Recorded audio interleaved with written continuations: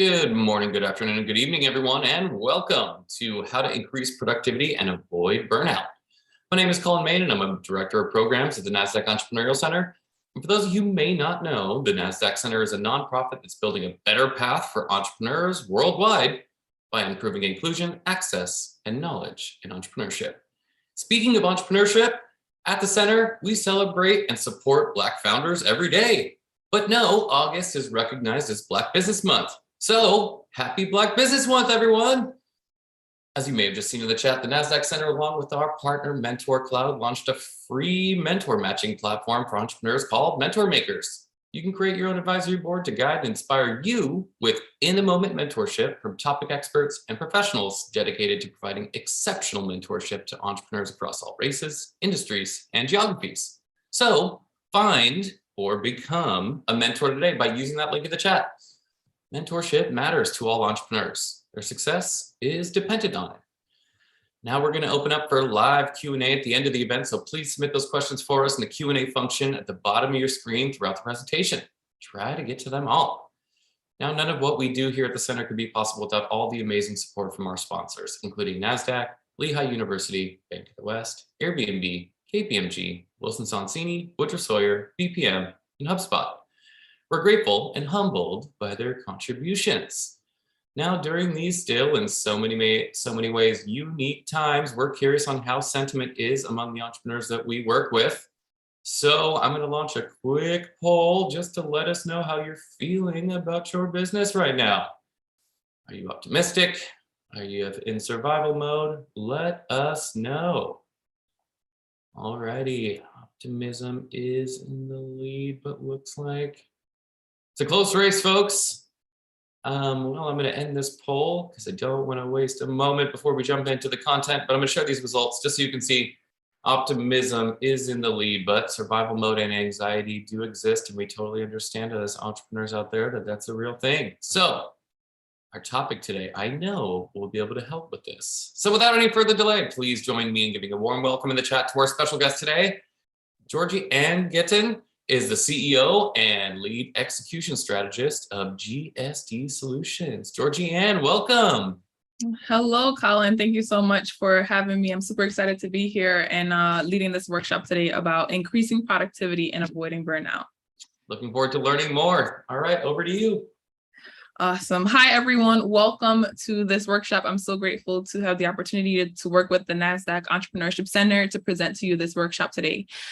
This is not the first, nor will it be the last time I'll be doing this workshop, because increasing productivity and avoiding burnout is essential now more than ever before. You know, we're still coming out of the COVID-19 pandemic, and then there's monkeypox on the rise.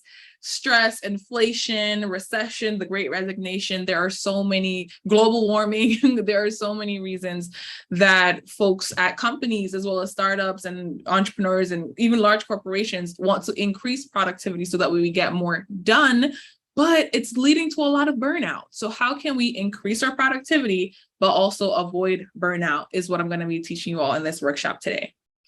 As Colin mentioned, feel free to put any comments into the chat, and I'll get to those comments and questions after. So what's in it for you? You know, I like to set intentions when we start off a workshop. And by the end of this workshop, you'll understand how to, 1, better manage your time, 2, complete more tasks, 3, increase your daily productivity, and then 4, avoid burnout. If that's something that you're looking for, let me know in the chat and let me know which one is most important to you, right? I'm going to keep this up for a second, but which one of them is most important to you at the current state that you're at? So who the heck am I, right? I'm talking, but I haven't even introduced myself yet. So my name is Georgie-Ann Getton, and I'm the CEO and founder of GSD Solutions. We're a business development agency that specializes in digital adoption. What does that even mean? So what that means is that we help small and medium-sized businesses get integrated into different technology solutions for them to grow and scale their business while becoming more productive and efficient in their day-to-day tasks. Big corporations have, you know, research and development teams, innovation teams, so many different arms arms that allow them to be on top of the newest technologies, train their team on it, and be able to use it every day. Startups and small businesses often don't have that support, so that's where we come in as GSD Solutions. Additionally, I'm an author and speaker, so I'm speaking now. I have my book, The Art of Getting Shit Done, available on my website as well as Amazon. I am the mom of two. I like to call myself, as well as others call me, the execution expert, because I come in and get stuff done. And as you know, I'm a CEO and founder. So I have a 5-part framework that I've created over the course of my work as an entrepreneur, a speaker, as well as a person teaching entrepreneurship, and just how to get more things done. And it's called the 5 P's framework, which it takes into consideration purpose, plan, produce, profit, and play. So for this framework, it's all about how can we get from being a dreamer to a doer and being able to complete a lot of tasks. For this workshop, we'll be focusing in on the area called produce. So, right, productivity, produce, production. How do we get into that mode and stay healthy while in that mode? So that's what we're going to learn about today. So welcome to Increasing Productivity and Avoiding Burnout. You may be feeling like this young lady, let's call her Gemma, and she is exhausted and totally over it. I know for a fact that I've fallen asleep at my laptop many times, too many for my liking.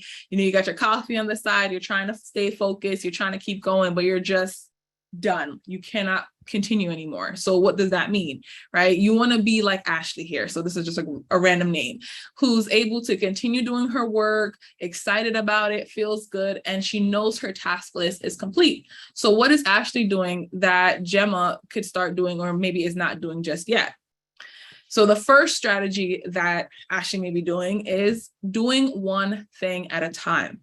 For years, right? For years, I was told being a multitasker was this amazing thing, right? And we often profess, you know, I'm a super multitasker. I'm the jack of all trades. I could do anything at any time for anyone. Oh, you want to add something to my task list? Come on, just throw it on the schedule. When in reality, multitasking is a lie. And you're probably just like, how is multitasking a lie? I've done it. I've been successful at it. Well, here's how it's a lie. Right? Multitasking requires you to split your resources. So whatever your resources are, whether that be time, energy, focus, or money, multitasking forces you to split this key resource into multiple different pieces. And you may or may not know, when the term multitasking was created, it was in reference to computers, right? And a computer can do many different tasks quickly back to back, and it feels like it's doing many different tasks at the same times, but it's just back to back to back, super fast and toggling between tasks. Us as humans, not so much, right? If you're like me, you go to the fridge, right? You're like, okay, I'm gonna go grab a snack, and on the way to the fridge, there's something on the floor. You pick it up, you try to put it where it belongs, and before you know it, you're cleaning the house, and you're like, what was I going to the fridge for anyways? So that's what happens when you multitask. You may think, oh, I'm going to the fridge and I'm working and I'm cleaning up, but what really happens is that you shift directions into a different task. So instead of multitasking, what we want to do is do one thing at a time, and this allows us to complete a task in full. And here's a little graphic that help break it down some more. So whatever the resource is, let's just say time, for example. When you focus on one thing, you can use all of that time. Let's say you have an hour. You can use all of that time, 100% of that hour, to complete that task. If you're multitasking, right, in that hour, you're using 20 minutes. Well, this math is working. You're using 20% of that time to do one task, 40% of that time to do another task, another 40% to do another task. So now when you finish that hour, not only do you have 3 tasks that are still undone, but you haven't really made a lot of progress on each of those tasks. You're not even at 50% on each of those tasks, right? And so that then leads to overwhelm. Like, oh my gosh, my manager, my boss, my client is going to be upset. They want it done now. They wanted it yesterday. And now not only do you have one task open, you have 3 entire tasks open. But for example, if you focus on one thing, that hour, you may be either completed with the task or at least further along, so you can send off that deliverable, then move on to the next task. And if you need more time, you can request time in an equitable way versus trying to request time on an extension on 3 different tasks. That's a lot harder than saying, hey, can I have an extension on this one task? Oh, arrow went the wrong way. So let's break it down even more. So I understand, right? We are humans, we are living in a modern day society, and there's so many things that we have to get done on a day-to-day basis. Like I mentioned, I'm a mom and I'm an entrepreneur and I do many things. And so people are like, but I only have X amount of hours in the day. And we all have that same amount of time. But they always say, you know, Beyonce's 24 hours is not the same as your 24 hours because the tasks are broken down differently. And we're going to talk about some more ways to get more out of your 24 hours in just a minute in the presentation. But when you are doing your task, right, how can you focus on one thing? You create one main task, right? So this is the be all end all. This is the main task on my list. Then underneath that main task, you want to have subtask, right? And so the subtask is something directly associated with the main task that you need to do in order to complete it. And then a micro task is a task associated with the subtask in order to then be able to complete the main task. And I have an example on the right of the screen that we're going to get to. So again, have your main task, create subtasks, so things that you need to do. And then the micro task and subtask are often the place where people get lost, as well as not complete the task in full. And then it becomes overwhelming. And then you have to come back to it. And then you think you're trying to multitask, but it's really not working. So let's say an example, you are a product owner and you have to add a new product, right, to your website. So the first thing you have to do, source the product, right? Then you have to create the product SKU, price the product. But a micro task underneath the subtask of sourcing the product is you have to call the supplier, order inventory. You may have to test the product, right? After you source it, schedule delivery. So all these things are going inside of that task, but what we often do is leave all of those tasks up in our head. And then when we miss something, we get overwhelmed, stressed out, anxiety starts to hit. And when we look back, the task is truly not completed versus if we use this model of, oh no, it's not just add a product to our site. That's the bigger goal. But when we have this subtask list, that could look like 20 different things. Add in micro tasks. Maybe you're up to now 30 individual steps that need to be taken in order to truly complete that task, move it off your task list or move it on to your another team member or whoever needs to get it next. So I love to share resources, and the team from the NASDAQ Center is going to share a PDF a bit later in the chat where I go over all the different resources. But one of my favorite things is the One Thing by Gary Keller, because just like you may be feeling right now, when someone first told me, hey, maybe multitasking is not a good idea, I'm just like, what are you talking about? I'm a great multitasker. I love multitasking. I can do all the things at once. I'm amazing. I'm Superwoman. And reading this book allowed me to get the statistics and the data and the research behind the powerful benefits of doing one thing. And it's not really just one thing. Oh yeah, my task list is one thing for the whole entire day, but it's allowing yourself the time and the efficiency to actually complete that task, getting to the next task. And that's how you become more productive, because you're not going back and forth in between tasks. You finish something, then you move on. So check out The One Thing by Gary Keller.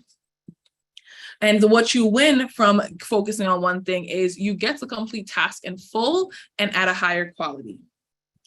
Now we're going to move on to strategy number 2, which is always make a plan. And I know you're probably thinking, but plans change, and look how the world has changed in the last 18 to 18 to 24 months. That's right. But at the same time, if you fail to plan, you plan to fail. And this is a quote that I heard at a very young age. I think I was about 7 or 8 when I used to go to karate school. And my sensei said this, and I'm just like, what do you mean if you fail to plan? So the planning was a preparation, right? The things that we had to do before we got to competitions, learning, getting that strategy done, doing what we need to do in order to get to the point where we can execute on that plan. So now I have a pop quiz, right? I'm assuming most of you in the audience are entrepreneurs or aspiring entrepreneurs. So if you have a blog, what blog post will you be writing in next month, 2 weeks, 1 week? If you have a blog and you write consistently, you don't have the answer to these questions, that means you need to work on your plan a little bit. But what about your customers, right? How many customers do you need to hit your financial goals for Q3? We're in the middle of Q3. We're almost done here. Do you know how much sales or how many clients you need? If not, you need to go back to your plan. And then lastly, which holidays will your business create promotions for in Q4? Haven't thought about that? You need to then go back to your plan. Big corporations like Macy's and JCPenney or Starbucks, they already have their designs, their products, their items, their promotions, their timelines lined up for Q4. And as small businesses, entrepreneurs, or even entrepreneurs working in a team, we need to do these things for ourselves, right? Things will change. We all saw that. They'll happen unexpectedly, whether it's illness, natural disasters, heat waves, whatever. But having a plan will bring you peace of mind in your life and in your business when things change, because having a starting point to pivot or adjust from is going to be so much better than just feeling out there lost at sea. If you have a map, at least you can find, and your plan is your map, you can find your way back, right? You know, okay, hey, this is the ecosystem, these are the goals. Then if something has to change, if you get off course, you can find your way back to your goal, to your destination, if you have a plan. If you don't have a plan, you're going to be lost for a longer period of time. And your plans, again, will change as things come off your task list, as your business grows, as you grow as an individual, your plan will evolve. And so continuously updating your plan is essential in order for that success. So now some resources. What are some resources you can use to create as well as maintain your plan? An online calendar, right? Physical calendar, a planner or a journal. I highly recommend you plan as far as you can, because you can always change or edit these plans later, but you don't want to get to a destination or start on a path and you have no plan of advancing that, getting more, discovering more, or increasing your knowledge and your experiences. So what do you win? So from having your plan, right? Always have a plan. You're able to better manage your time and your efforts. When I say I live and die by my calendar, it is so true. If it's not on my calendar, I'm sorry, I'm not going to be there. And I plan so strategically with that because, again, mom life, taking care of myself, running a business, being a part of various teams, my calendar is essential. And my friends hate it when I'm like, hey, can we go out to dinner? And I send them the calendar invite, but they also appreciate that I'm saying, this is where I'm going to be, what we'll be doing. You know, I don't have a whole agenda. I'm not that crazy. But I say, hey, you know, we need to be clear on what's happening when, so that way I can plan around that and for the additional activities for the other parts of my life that I need to be to show up for, right? If you've ever double scheduled a meeting, you know the anxiety that comes with that. And that anxiety then leads into burnout, because now you're trying to take a call while still meeting up with your friend for lunch, while having a doctor's appointment. So it just builds up that overwhelm. But if you have a plan, you know, stick to your plan as much as you can and adjust where you need to, it'll make it more efficient for yourself and the people around you. Work smarter is strategy number 3. And what does it mean, right? We always hear work smarter, not harder, but what does that really entail? What does that mean? So your resources are limited. I've mentioned that a couple times already in the presentation. So you want to ask yourself, how can I execute my plan effectively? And that's by automating using technology. We're all on our phones, our laptops, you're on Zoom right now, right? Automatic emails went out as a reminder. Automatic calendar invites went out for those that registered. There's a live stream. It's automatically getting the feed, right? And these things are done through technology. And we all have some type of access to some level of technology. So let the technology do the work. There are free as well as low price services and products, and some really high priced ones that allow you to use technology to the best of your abilities to make your time better. And that's how you can work smarter. Let's dive in a little bit more. So what I suggest is automating different things in your life. So some of the things that I've automated for my business, as well as personal life a little bit, is social media posts, email communications, and booking meetings. And I'll break that down.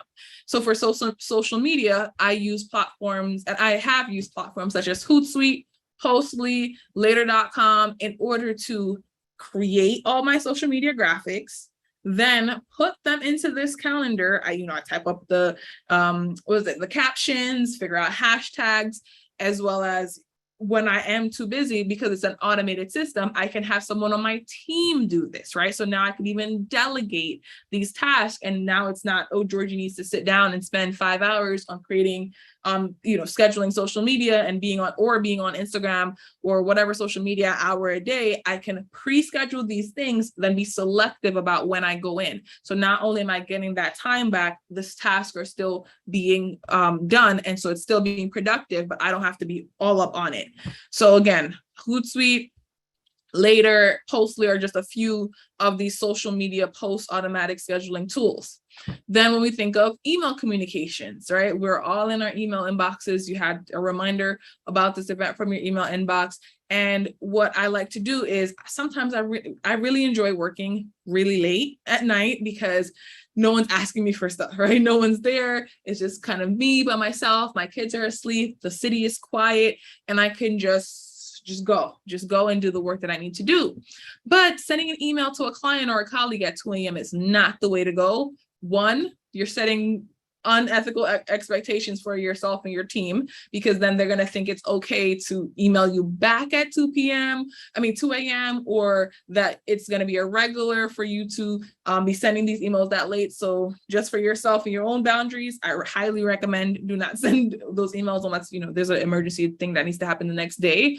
So what I like to do is schedule those emails. So I'm typing away, I'm doing all my work, and I have it scheduled out using Gmail, for example, has a scheduler, but I use additional tools such as Streak or Boomerang to schedule those emails to send at a later date and time. Another thing, if I have a standard onboarding email for my clients, right?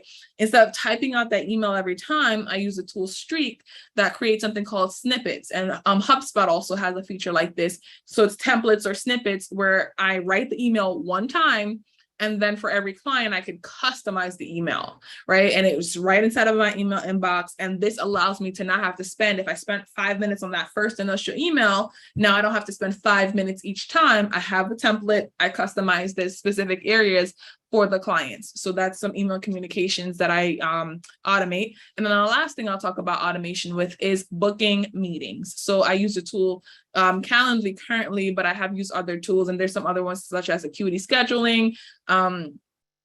Square has a scheduling system. Cal.com is another tool I saw recently. But all of these tools, what they do is essentially allows you to connect all your calendars into one space. And then people that want to meet with you, whether it's client meetings, coaching sessions, just any other type of, phone call or virtual or in-person meeting, I could say, these are the times that I'm truly available. So someone says, hey, Georgie, when can you meet in the next 2 days? Say, hey, here's my Calendly link. It'll show you all the times that I'm available. And because it syncs up all of my calendar, I personally don't have to go in and look at my personal Gmail and then my spam Gmail, AKA the Gmail I sign up for when I get store cards or store points and things, and then my business email and the client email. I don't have to sync up 42 emails on my own by looking at them one by one. I just send this link, and in the back end, I've already synced up my email. So, one time, maybe it's about an hour to set it all up. Now I get back that time for future engagements where I need to schedule a call. And I send the link, the person clicks on the time that's available for them. And then it sends them a calendar invite. So I don't have to worry about that. So that's one step. Then it sends them a reminder. And if there's a payment that's in a payment transaction that needs to happen for that meeting, again, for like client meetings and things or coaching, it sends them, they do the payment right on the site. It sends them the link to where we're meeting, whether it's a location or a digital link. And then after our meeting, so now we had our meeting. So many steps have been already taken care of. We have our meeting. It sends them a follow-up email. Right? Because I know for a fact that's another place it gets so overwhelming. It sends them a pre-created follow-up email. And if I have an additional follow-up email, I can send them that after, but just as a nice thank you. Thank you so much for meeting with me. Looking forward to our next steps, right? And so it's doing at least 5 steps that will take me, let's say on a low end, 30 minutes each step. It's now all of that time I get that back. So if we said 30 minutes each step, 5 steps, that's 2.5 hours of my time I get back per meeting. So those are some of the things that we can automate in order to let the technology do the work for us so we can work smarter as strategy number 3. So I'm still being productive, but I don't have to do all those things, and I get back literal hours in my schedule every day. So don't wait, automate. And what you get from automation is you get more efficient and not just productive. So you're being efficient, not just productive. Now we're going to move on to strategy number 4. And for strategy number 4, we're going to talk about passing the ball. And what that means here is that I think it went backwards. Okay. And you don't want to be a ball hog. What does that mean? It takes a village, right? So with the strategy number 3, where I said work smarter, it was all about using technology. Strategy number 4 is outsourcing. So that is about using human capital. So having a team, individuals, contractors, or other support staff to help you complete these tasks, right? We hear the term, it takes a village when it comes to raising a child or having, elderly or family members, but it also takes a village to run a business, be an entrepreneur, be a team member, work at a company. And so outsourcing allows you to pass the ball and ensures that the tasks are being completed, but not only by you, right? There's other folks that can help and assist, sometimes free, sometimes paid, but you have to pass the ball. So I'll now talk a little bit about some things that you can outsource. So when you think of things like laundry, grocery shopping, and admin tasks, these are things that have to happen in your personal life that directly impact the success of your professional life, right? And these are intertwined. It's no longer work-life balance, it's work-life synergy. And we saw this really accelerate during the pandemic where everyone was home. And so you had to do things like laundry more often. You had to grocery shop. It wasn't, okay, let me just stop at the deli when I go out to work. You're already at work, right? And so I'll talk a little bit about each thing and some tools that you can use to outsource. So for example, laundry. There are various laundry services, and some are apps that will pick up your laundry and then clean it, bring it back to you. So now let's say laundry takes you, I don't know, on average, I think laundry takes about 2.5 hours or an hour and 2 hours if you go to a laundromat. If you're doing laundry at home, and most of us have one machine, that can take literally all day. If you have 5 or 6 loads, 30 minutes to wash, then you have to still transition it to the dryer, or you forget, and then it's in the wash too long, and then you have to rewash it because now it starts to smell. We all know these are some problems that can happen when you're trying to just do something that seems simple as making sure your clothes are clean. And so using services that will pick up and drop, pick up, fold, and drop off, because let's not even start talking about how long it takes us to fold. This is a comment to everyone that's out there right now with a pile of laundry on your bed or your favorite laundry chair. Go fold your laundry. Or use these services, right? Outsource the laundry. So you have to, there are apps that, digital platforms that allow you to do this. You can also coordinate with your local laundromat, right? A lot of these services, they come and pick up and fold and deliver, as well as you can hire a person to come into your home. So I've hired folks on apps like TaskRabbit, right? Where they offer handymen, personal chefs, laundry services, cleaning. There's just a variety of services where a person will come and actually assist you with those tasks and just do it for you. The next one is grocery shopping. This may seem like a simple thing, but every time I open my Instacart app, and this is one of the solutions that I use, it just saves my life. It's like, oh, you've saved 173 hours of shopping by using Instacart. And I'm like, yes, I'm saving time. Because as we all know, especially, again, I'm going to keep referencing the pandemic because I think that was the most extreme moment. But I shared, I have 2 small children and they can eat. So grocery shopping can look like a quick, let me just go grab some extra items because I'm missing three items, 30-minute trip. Or 2 hours. If we're at BJ's, the lines are long, BJ's, Costco, Sam's Clubs, the lines are long. They may not have the items that you need, so you have to go to another store. And it just becomes this really time-consuming task and activity to do. So you can outsource it using things. I think there's one, Shipt, Instacart, or even using meal prep or pre-made meals, right? So HelloFresh is a solution for that. Whole Foods has that option in delivery. So using these tools, right, outsourcing the grocery shopping or even the food preparation altogether, without having to just order out every night, you can still get those fresh goods delivered to you. So now your one job is to prepare it, and you can even outsource that too if you wanted to. And then now when we talk about work or even again life things, administrative tasks. So using solutions like Fiverr or Upwork, if I have a project that's extending and I need literally a couple extra hands or a couple extra minds to knock off some items off the task list. Let's say something manual, such as sending 40 emails, right? I need someone, or making 40 phone calls, right? To just update a person. I don't have the time and the bandwidth to do that. I create a script, go and hire someone from Fiverr and Upwork, and they're able to support me in executing that task. You could also hire local college students, but outsourcing your administrative tasks is another thing that is really good to do. And I'll give you a little tip here is when you're creating tasks for your business, for your life, always have like a little manual, right? We've probably all seen, some show or the reality TV where it's like, the babysitter comes and the mom is like, here's the kid, the Bible for the kids. Here's bedtime, what they eat, what they don't eat. And folks are probably like, that's weird. That saves lives, literally. This is a helpful tool, and this is where the plan comes in. So if we go back a couple steps, it allows you to transition work from yourself to others very seamlessly. And this is helpful for whenever you want to work smarter, when you want to outsource, when you're creating your plan. But documenting processes is so essential. That way, when someone is coming in, if you're outsourcing or if you want to automate that task, what is a part of it, what goes into it. So that's where we think again about micro tasks, subtask, and main task, right? So all of this is connecting to each other. You can say, hey, this is how we add YouTube videos to our business channel. Here's the step-by-step of how to do it. Feel free to let me know if you find a more efficient way to do it, but this is the steps that have been working for us. And then you could just pass on that document or that video or that step-by-step tutorial, and then the person is able to execute on that. And then, leaving space for if they want to give suggestions of how to update that and improve that process.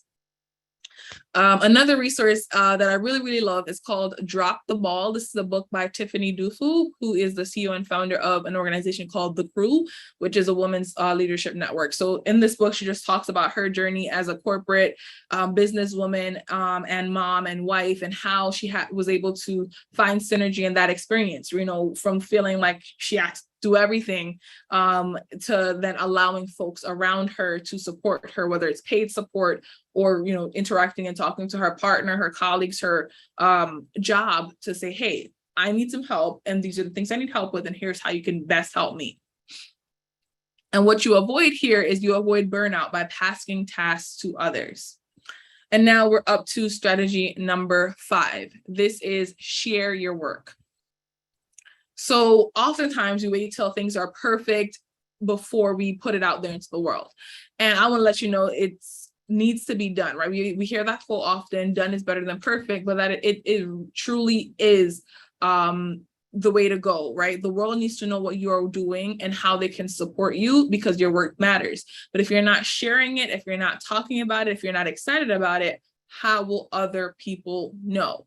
And how this increases your productivity is because it allows for that ripple effect, right? And you tell one person about a thing that you're doing, or you share it with them, and then they become an advocate and start sharing it for you, right? Marketing, we all know everyone wants organic marketing, or, user-generated content, or what's it called? Word of mouth, right? Those are 3 of the things that always sells. And why do they sell? Because the person that, let's say I told a complete stranger about what I was working on, they're like, oh, that's so cool. Then they go home and their best friend says, hey, I need this type of service. And they're like, hey, I met this young lady today. This is what her company does. I think it would be perfect for you. Now, because of that relationship, they're trusting, if that's their best friend. So they're trusting that feedback, that suggestion. And so now I've been referred by a complete stranger that I was able to build trust with and build a relationship with. And now they have a trusted friend that they've shared my resource and my company with. And now I have a potential new client.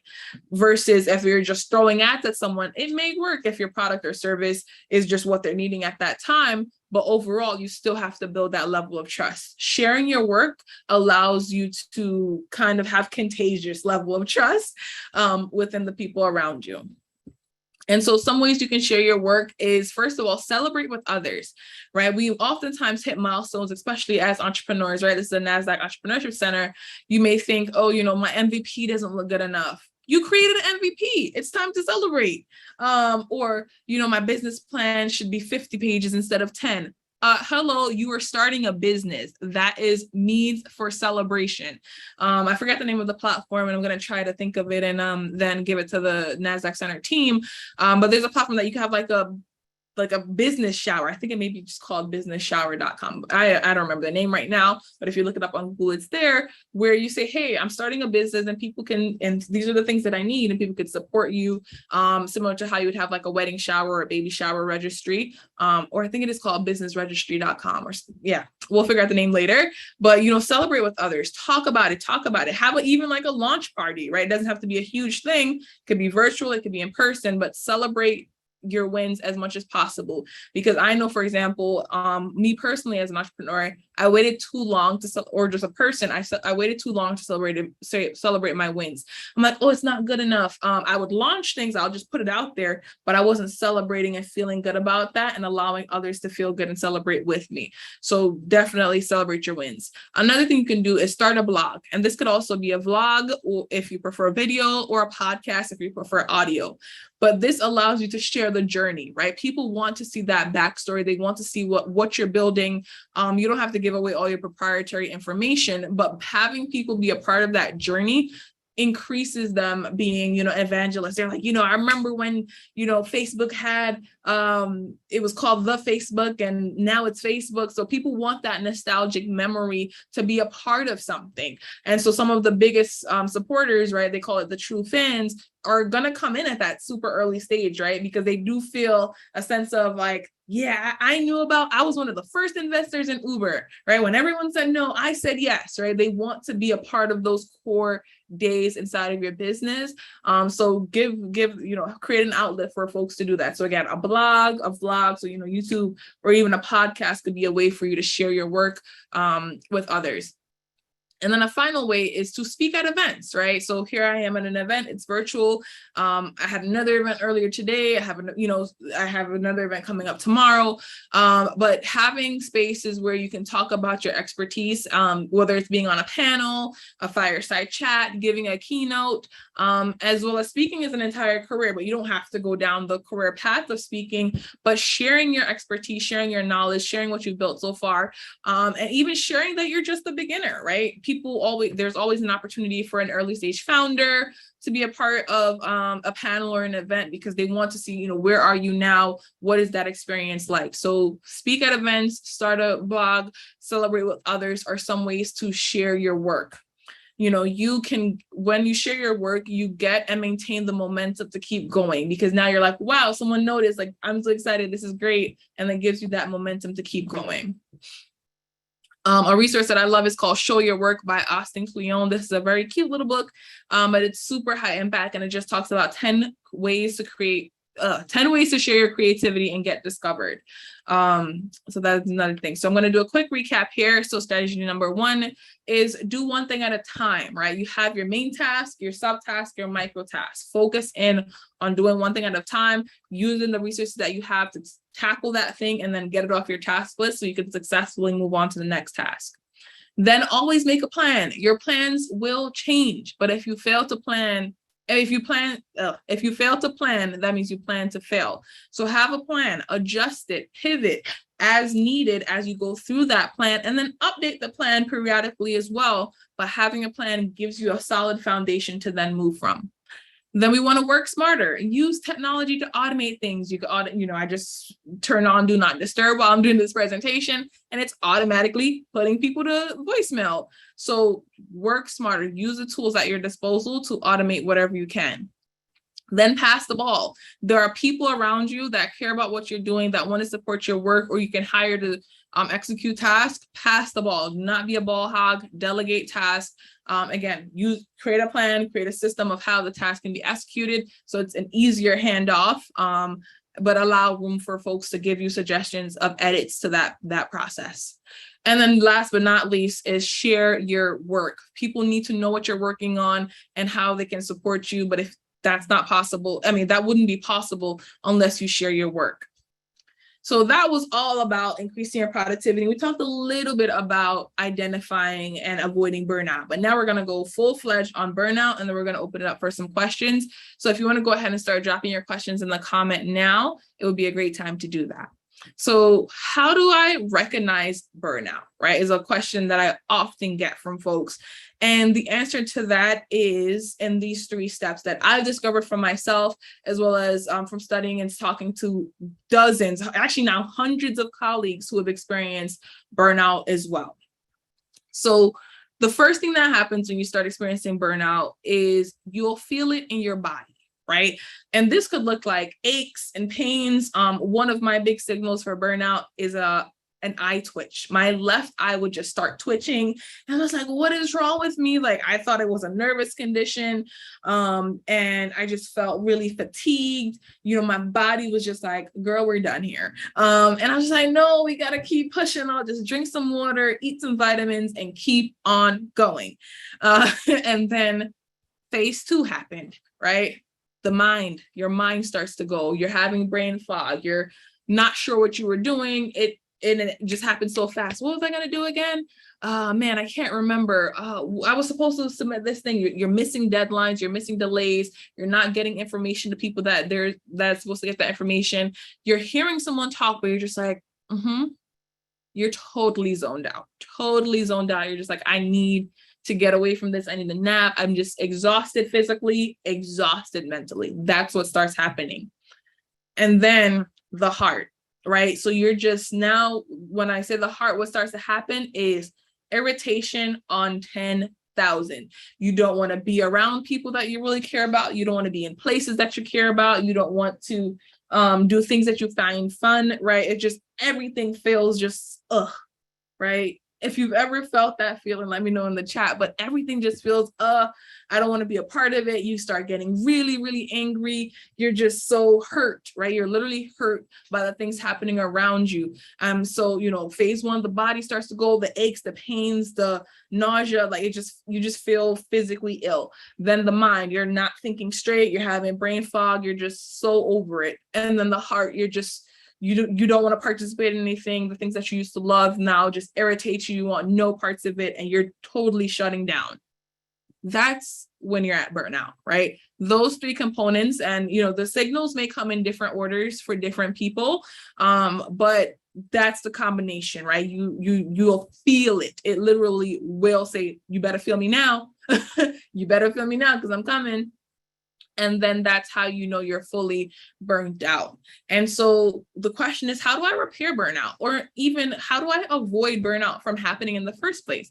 So the first part is a presentation where I talked about ways to increase your productivity. So delegation, having a plan, doing one thing at a time, outsourcing, automating. Right? Those things will help you limit the chances of you getting to the point of burnout, as well as now that you know the signals, once you start feeling the mind start to go, or you start feeling your body with these aches, you'll say, hey, maybe that's burnout. I should slow down, right? You can catch it before, because I think a lot of folks, or even just myself, I recognize that I was just skipping over the signs because I thought, it's just in this moment, versus looking at it as the bigger scope of I'm burnt out. Like I'm really about to hit my limit. So how do I repair burnout, right? So the first thing, it's okay to ask for help.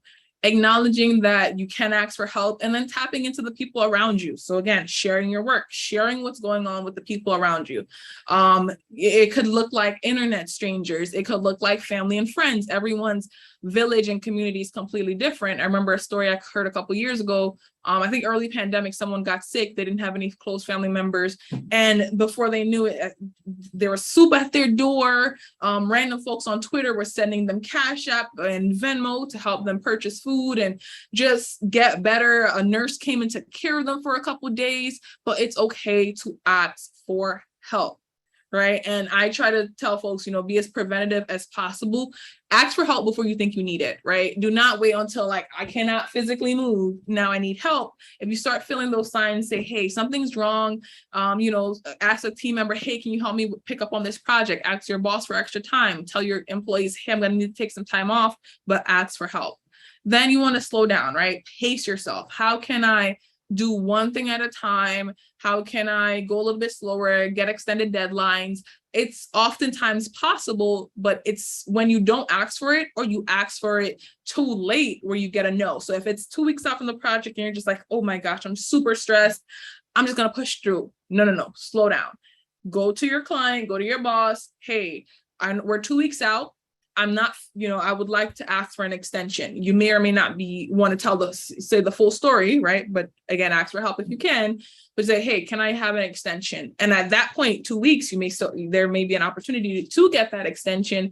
And then if you're unable to get that extension, ask for help. So that way you can push through, you can get support to get to the finish line. And then last but not least, be kind to your mind, right? We need to sleep, we need to drink our water, we need to rest. We've seen a lot of resources and tools come up recently for mental health, but be kind to your mind, be kind to yourself, be patient with yourself. We all have different abilities, skill sets, expertise, and not because, even if you're identical twin, your literal identical twin can work 60 hours a week and feel fun and party on the weekends and do all these things. And then you're at after 30 hours, don't feel that, you're not doing much and pushing yourself too much, because if you push yourself over the edge, sometimes depending on what has happened, there is not a way to come back from that, right? We've seen burnout as well as exhaustion lead to very fatal things as well as irreversible things such as illnesses, right? Stress and anxiety lead directly to various illnesses such as heart attacks, diabetes, cancer, and so much more. So we want to protect ourselves from those things, not when it's 2 inches away, but when it's hundreds of miles away. We want to make sure we have those protective measures, right? Dementia, Alzheimer's, a lot of these conditions are directly connected to the overwhelm, the overwork that we put on ourselves in those earlier times when we could have slowed down. And so, we find out when it's too late. So start putting those preventative measures into your life now. So ask for help, slow down, and be kind to your mind. And then the last thing I'll leave you with today is a quote from my book. It says, don't wait for life to force you to make a change. Make that change consciously and on your own time. That is all for today. I'm going to look at, I see we have a lot of comments in the chat and some questions, and I'll invite Colin back up to support with that. But yeah, if you want to connect with me, this is my website, my email, as well as my social handle, so GSD with Georgie on all channels. And thank you so much for being here for today's workshop of increasing productivity and avoiding burnout. And I'm going to go ahead and check out some of these comments. Yes, I see they dropped the quick guide in there. A lot of folks. So, and then folks in the comments, let me know, do you feel like this was helpful? What was one thing that you learned today that you want to implement in your life to avoid, to increase productivity as well as avoid burnout? Awesome. Yes, I see someone, I'm trying for perfection rather than making some tasks just a task that need to get done. Exactly. I think I mentioned, someone said, what service do you use for admin outsourcing? So things like Fiverr and Upwork. Another platform is onlinejobs.ph, but this is, that platform is a little bit more tedious because it's for hiring a full-time or, long-term part-time virtual assistant. Another platform I use is called, oh my gosh, I forgot their name, but if you email me, I have it for you. It's a smaller team of virtual assistants. Their prices are really great. And they are really, really good at the work that they do. So if the person that asked about admins wants to email me, go ahead, let's do that. Okay, some more questions. How does Calendly compare to Acuity Scheduling, Square, and the other ones? And secondly, any thoughts on using Dubsado for multi-step communications? Anything better in your opinion? So I think what I've seen personally is Acuity Scheduling and Square. If you have a lot of transactions that happen specifically with, so if you're doing a lot of paid transactions that happen with your scheduling tool, I would recommend one of those. For me, Calendly is easier because it's a lot of meetings that I have mostly, but then there's like a few paid opportunities there where people have to like pay for the meeting that we're going to have. So it's like coaching. But every business, right? So all of these tools are great and a lot of their features are very similar, but you have to look at what you need to get done on that specific tool, right? Because maybe the data collection or the way Acuity Scheduling exports the report is what you need for your business versus the way that Calendly schedules the reports, and you could receive it there. So I would say do the research, and before you even do the research, create a list of things that you need this tool to do. What type of reports do you need to have from it? What type of scheduling? How many calendars connected? Details collected from the client, how often the booking needs to happen, and then try to find a tool that matches your task list. I mean, your requirements list. So that way, if it meets, let's say you have a list of 10 and it meets 8 out of the 10, because nothing may be perfect, or you may get lucky and find something perfect, then now you know, okay, let me go with that tool instead of the other tool. And then,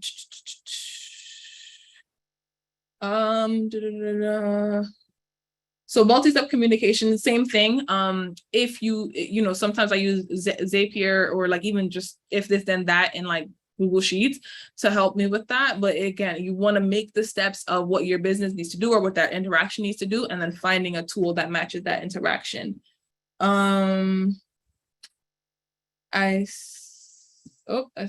The questions are disappearing. Oh, my bad. Do you want to stop sharing your screen? And right before we continue Q&A, I have a quick poll I'd love to run. Well, first of all, Georgie-Ann, thank you so much for all of that. I was taking copious notes while still trying to do one thing at a time. But I guess that one thing was related. But before we continue Q&A, and for those of you still on, just think about those questions. We still have 8 minutes to pick Georgie-Ann's brain, but one last poll. What's keeping you up at night? So a lot of this is to increase productivity and to decrease burnout, but what are the other items that we can help with at the center provide over the next couple months? So let us know. This helps us understand what you, the entrepreneurs that we serve, need. Alrighty, looks like many of you have participated past the 50% mark. Thank you all for participating. Looks like finance, sales are at the top. Good thing is we have a bunch of those already in the docket, and we'll use that information also to continue to host those topics. Georgie-Ann, you made my job easy. You started reading the questions on your own, but all good. Everyone's saying this is practical and helpful. Thank you. So if you have any continued questions for Georgie-Ann, please drop them in the Q&A box at the bottom of the screen. We do have a couple of pre-submitted questions that I can roll to, and while you're thinking about those, I see someone, and they submitted it twice. I think with it. Yep. We have extremely high stand. Oh, you do you want to read it? You can read it if you want. I try to make this conversational, make it a little bit more fun. If we have extremely high standards of quality that we know we are capable of producing and delivering, and are worried if we delegate out to others, will it produce substandard quality work by one or more levels? What can you do in this scenario? Ooh, the delegation worry that everyone has, that's a reality. Yeah, so how you can tackle that is, that's why I kept on mentioning having a list of what needs to happen. Like, how does this task get done? So you could call that a manual, a guide, a step-by-step instructional video. So it could look like something written or in a video format. That way the person literally just needs to follow the steps. Yes, there's still room for error in that, but it's a lot less room for error, right? Click this button, count to 30, then move this over, right? Be as granular as possible. So you literally give them a recipe to follow when they're executing the task, as well as if you're it's going to take time for you to build a relationship with whoever your admin is, whether it's someone that's a virtual assistant locally in another city, another state, another country. But with any new team, you have to learn each other's language, how you guys communicate, the expectation of how you want stuff done, even, styles. And so allotting time for that to happen. If you have a really big project that really needs your specific je ne sais quoi, like your specific style to it, don't try to hire someone and try to get them to do that and become you in 2 weeks. That's not going to work. But if you start training them before you need them, and then you're working together on a day-to-day basis, or you're communicating, then they'll start picking up on your language, right? Similar to how when you're dating someone, you may start using lingo a little bit. You may start, talking like them, walking like them, having, likes and interests. You start meshing. And so you need to allow that time for that relationship to build with any team member that you're hiring. And as your relationship builds, they'll know, oh, if I submit this to Georgie, she's going to lose her mind. But if I submit this, it's more to her standards, her liking, her style. So you have to allow people time to learn you. But again, having that step-by-step also helps them to learn you as well, to know how you want things done, but always leave room for improvement, because you may think the best of the best, where none of us are perfect. So say, hey, if you're doing this and you see something that I might have missed, or the tool upgrades for, a room for improvement, do let me know, right? This is just how I'm doing it. But if you see something better, please let me know so we can both improve and update the system.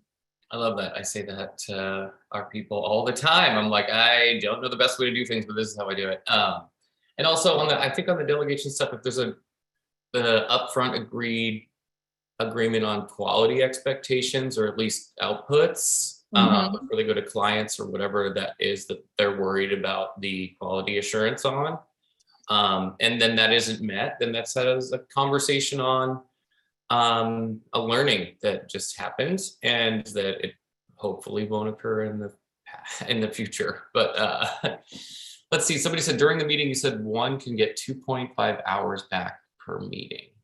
Can you say more about that, please? Yeah, so that was just a quick example. I think not every single meeting I get back 2.5 hours, but I'm just talking about when using a scheduling tool. It's just, if someone says, hey, Georgie, I would like to meet with you, I just send them that link. And then the next email is them saying, hey, we've just set a time, or I looked at your calendar, none of these times work. Yeah. Versus if we're sending an email to, hey, Georgie, when can I meet with you? Wednesday, Thursday, Friday, 2 to 5. None of those times work for me. So now it's another email and another email, another email. Okay, finally, we find a time. Let me send you the calendar invite. Let me go to Zoom and grab the link. Let me click into Google and use the link, right? So now all of those steps that are adding up in order to just get this one 20-minute meeting on the calendar, that could look like 2.5 hours. So that was just like an example. And then let's say, and I also include a post email that goes out to the person that I met with. And so writing that email, sending that email after we have the conversation, all that time added up. I just, that was just an example. No, yeah, I think that's super helpful to recap though. All right, well, we have 2 minutes left, but I don't want to miss the opportunity to do a final takeaway, but two, let's say you do burnout. So all these strategies are to avoid it. What's your recommendation to recharge? Rest some more. And I think I have enough time. I'll tell the short version of this story. Last year, I had an experience where I was completely burned out, and I saw the signs, and I'm just like, I know I'm an expert at this. I'm gonna just run through them, and I'll just fix it before it gets too bad. It got too bad, and so literally, my mom called me over. She forced me to she told me you need to take a shower, take a nap. And then when I woke up, there was a meal on the table. And when I say I felt like I had slept for 60 days and 60 nights, how much better I felt was ridiculous, right? And so it was something simple, right? A shower, a nap, and a meal. And that helped me to recover, but it allowed me to rest. I didn't have to prepare the meal. I didn't have to, I had childcare at the time because of that. So it just allowed me to just exist, rest, and then come back feeling rejuvenated. great advice, because in my experience, I try to go after the fire even harder, and yeah, it doesn't ever work. So thank you so much, Georgie-Ann. What's one thing you want everyone to take away today from your talk if they just were to dial in the last 30 seconds of this? Yeah, so I'll definitely want to leave you with that quote that I said, don't wait for things to change, right? Make that conscious change on your own time, because that allows you the flexibility and the freedom to make a decision on your own. Don't wait until you're burnt out to start putting these protective measures into place. Don't wait until you've already crashed to say, hey, maybe I should become maybe I should work smarter and delegate and do all these things. Do them before they need to happen. Be preventative. That's the best way to go. Love that. Well, thank you so much, Georgie-Ann, and for everyone in attendance, thank you for joining us. We hope this was helpful. We'd love to hear your feedback. So there's a link in the chat. Also, we have some great upcoming events around venture capital, various forms of capital grants. So if money's on the brain, which I know it is as entrepreneurs all the time, join us for those. But on behalf of everyone on our team, thank you again, Georgie-Ann, and we look forward to seeing you all online soon. Thanks again, everyone. Thank you. All right. Bye, everyone. All right.